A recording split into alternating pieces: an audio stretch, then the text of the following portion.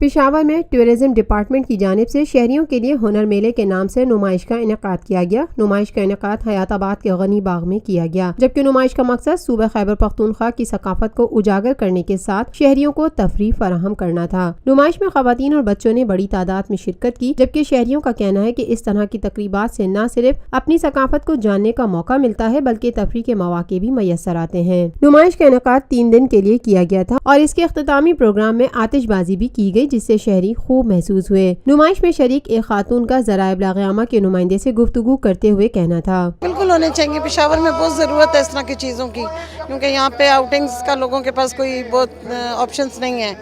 زیادہ تر یہی ہوتا ہے کہ لوگ ریسٹورنٹ چلے جاتے ہیں اور کھانا کھا لیتے ہیں، آؤٹنگز نہیں ہیں یہاں پہ، تو آؤٹنگز تو ہونی چاہیے۔ اس سے لوگوں کے لیے اچھا ہے، اسپیشلی فیملیز کے لیے، عورتوں کے لیے۔ اس موقع پر ایک طالبہ کا کہنا تھا، پشاور بہت ڈپریسنگ سا ماحول ہوتا ہے یہاں، تو یہاں ایسے فیسٹیولز ہونے چاہیے، جیسے لاسٹ ایئر ہوا تھا ہنر، اور اس دفعہ بھی ہو رہا ہے۔ بہت انجوائے کر رہے ہیں ہم۔ Lotus Lake Towers, a groundbreaking endeavor by Lotus Properties.